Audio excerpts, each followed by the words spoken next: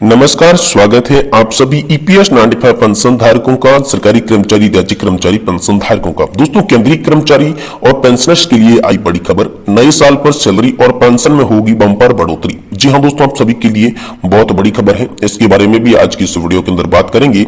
वहीं दोस्तों, एक बहुत ही बड़ी खबर, जिंदा हो तो सबूत दो, नहीं तो रुकेगी पेंशन। 31 सितंबर तक भौतिक सत्यापन जरूरी, 10 दिन बचे हैं शेष। अब तक 44% का ही सत्यापन हो पाया है। इसको लेकर भी बहुत ही बड़ी खबर सामने आ रही है। ये भी दोस्तों आज की इस वीडियो में हम आपको बताएंगे। वहीं दोस्तों, आप सभी के डीए बढ़ोतरी को लेकर बड़ी खबर है। खुशखबरी है, महंगाई भत्ते में बढ़ोतरी हो सकती है और कितना परसेंटेज यहाँ पर महंगाई भत्ता बढ़ सकता है, इसके बारे में भी यहाँ पर बड़ी खबर है। वही कर्मचारियों के लिए बड़ी खबर है कि 8वां वेतन आयोग को लेकर संभावनाएं अब आप सभी के लिए तेज हो चुकी है। जल्द आप सभी के लिए 8वां वेतन भी लागू हो सकता है। वही एक और बात, केंद्र सरकार की ओर से एनपीएस और ओपीएस पर एक बड़ा अपडेट है। क्या दोस्तों, जो पेंशनर है, 67 लाख पेंशनर्स है, उनकी संख्या नहीं बढ़ेगी, उनकी पेंशनर्स नहीं बढ़ेगी तो कितनी बढ़ेगी? तमाम मांगों को लेकर भी एक बड़ी खबर आई है। साथ ही साथ एक राहत भारी खबर जो है वो पुरानी पेंशन योजना को लेकर निकलकर सामने आई है, जिसमें ओपीएस पर हाईकोर्ट का बड़ा आदेश आया है। इन लोगों को मिलेगा पुरानी पेंशन का फायदा। तो आखिर किन लोगों को पुरानी पेंशन का फायदा मिलेगा?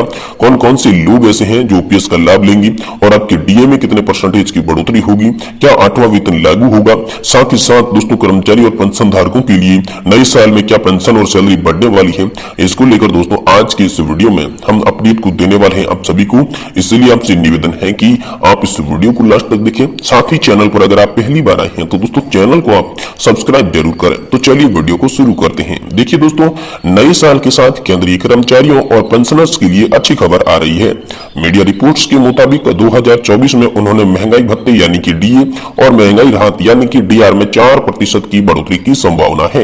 ये बढ़ोतरी वेतन और पेंशन में विशेष बढ़ोतरी का कारण बन सकती है। यानी डीए बढ़ोतरी के कारण आपकी वेतन में भी बढ़ोतरी आएगी, साथ ही आपके पेंशन में भी बढ़ोतरी आएगी। तो बात करते हैं सबसे पहले महंगाई भत्ता यानी कि डीए की। तो दोस्तों, लेबर मिनिस्ट्री की अनुमानित जानकारी के मुताबिक जुलाई से अक्टूबर तक के पीरियड के लिए एआईसीपीआई डेटा जारी किया गया है। नवंबर और दिसंबर के डेटा का इंतजार है, जिससे ये तय हो सकेगा कि नए साल में डीए कितना बढ़ाया जाएगा। इसकी बढ़ोतरी बजट में भी हो सकती है दोस्तों। तो नए साल में सरकारी कर्मचारियों की सैलरी और पेंशन में कैसे बढ़ोतरी होगी, चलिए इसके बारे में बात करते हैं। देखिए, कर्मचारियों को 40% का डीए का फायदा मिल रहा है। ये जुलाई से दिसंबर 2023 तक लागू किया गया है। नवंबर और दिसंबर के आंकड़े के बाद ये तय होगा कि 2024 में और कितना डीए बढ़ेगा। दोस्तों, नए साल में डीए 50% तक पहुंच सकता है। ये बातें भी सामने आ रही है। दरअसल एआईसीपीआई इंडेक्स के अक्टूबर के आंकड़ों में बढ़ोतरी के बाद डीए स्कोर 49 के करीब पहुंच गया है। नए साल में 4 या फिर 5% तक बढ़ोतरी हो सकती है। अगर नवंबर और दिसंबर के आंकड़ों में बढ़ोतरी होती है तो कर्मचारियों को बढ़ी हुई सैलरी और बढ़ी हुई पेंशन मिलेगी। बजट सत्र में इस पर तय हो सकता है और इसका जो फायदा है वो 48 लाख केंद्र के जो कर्मचारी है और 68 लाख जो पेंशन भोगी है, इनको मिल सकता है। ऐसी बड़ी खबर निकलकर आप सभी के लिए सामने आ रही है। वहीं दोस्तों, अगली बड़ी खबर की बात करें तो आप सभी के लिए एक बहुत ही बड़ी और इम्पोर्टेंट खबर है। जी हां दोस्तों, जिंदा हो तो सबूत दो, नहीं तो रुकेगी पेंशन। 31 दिसंबर तक भौतिक सत्यापन जरूरी, 10 दिन शेष है। अब तक 44% ही सत्यापन हो पाए हैं। जी हाँ दोस्तों, अगर आप जिंदा है और सरकार की विभिन्न सामाजिक योजनाओं में पेंशन ले रहे हैं तो इसका सबूत इसी माह पर आपको देना होगा, अन्यथा आपकी पेंशन रुक जाएगी। सबूत के लिए दोस्तों आपके पास 10 दिन का समय से जिंदा होने की जानकारी के लिए सरकार के लिए एक और मौका, भौतिक सत्यापन की अवधि 1 महीना बढ़ा दी है। यानी कि पहले आपको नवंबर तक ये जो भौतिक सत्यापन होता था, आपका लाइफ सर्टिफिकेट का काम होता था, ये करने के आदेश थे, लेकिन 1 महीने की राशि अब और बढ़ा दी गई है। 1 महीने का समय दिया है। यानी अब दोस्तों 31 दिसंबर तक भौतिक सत्यापन हो रहा है। पहले ये तिथि 30 नवंबर थी। यहाँ पर दोस्तों जो आप सभी के लिए एक बड़ी खुशखबरी की बात कही या राहत की खबर यह है कि आप सभी का अब दिसंबर एंड से पहले अगर भौतिक सत्यापन नहीं हुआ तो आपकी पेंशन रुक सकती है। ऐसा सरकार ने यहाँ पर आदेश दे दिया है आप सभी के लिए।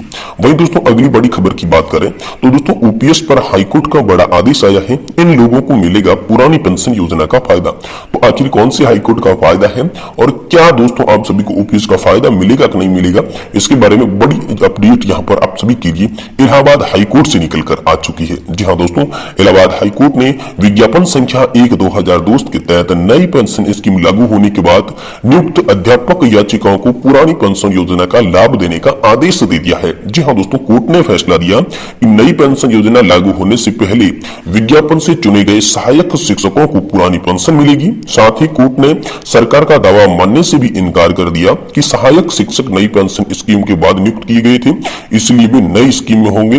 नंदलाल यादव सहित कई याचिकाओं पर न्यायमूर्ति विकास ने यह आदेश आप सभी के लिए जारी किया है और उन्होंने कहा है कि 1 अप्रैल 2005 के बाद सभी अध्यापकों को नियुक्त किया गया था, इसलिए वे पेंशन व्यवस्था का लाभ नहीं ले पा रहे हैं। पुरानी पेंशन व्यवस्था का वे नए कार्यक्रम में शामिल हुए हैं, इसलिए याचिका में ये चुनौती दी गई। याचिकाकर्ता आलोक कुमार यादव ने कहा कि याचिका के अलावा चयनित और नियुक्त सभी अन्य शिक्षकों को पुरानी पेंशन स्कीम का लाभ मिल रहा है, लेकिन याचिकाकर्ता को नहीं मिल रहा है, उनके साथ भेदभाव हो रहा है।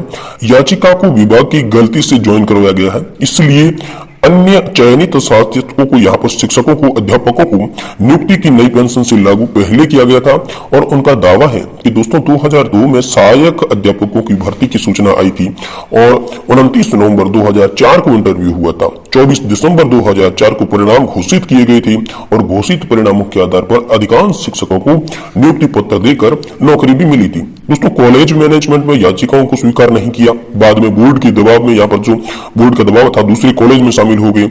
नई पेंशन योजना का लाभ होने के बाद याचिकाओं को नियुक्ति और ज्वाइनिंग हुई, उन्हें पुरानी पेंशन का लाभ देने के लिए इनकार कर दिया गया क्योंकि वे नई पेंशन योजना से आच्छादित थे। कोर्ट ने भी इसे गलत ठहरा दिया, यानी कोर्ट ने ये कहा कि जो भी यहाँ पर जो 2002 में सहायक पदों की भर्ती निकली थी शिक्षकों की, वो ओपीएस के लिए आएंगे, चाहे उनकी भर्ती 4 में हुई हो या 5 में हुई हो, लेकिन विज्ञापन जो था वो पुरानी पेंशन योजना में ही था, नई पेंशन योजना आने के पहले था, इसलिए वो पुरानी पेंशन योजना के हकदार माने जाएंगे। और इलाहाबाद हाईकोर्ट ने बड़ा फैसला सुनाया कि उन्हें पुरानी पेंशन योजना का लाभ मिलेगा।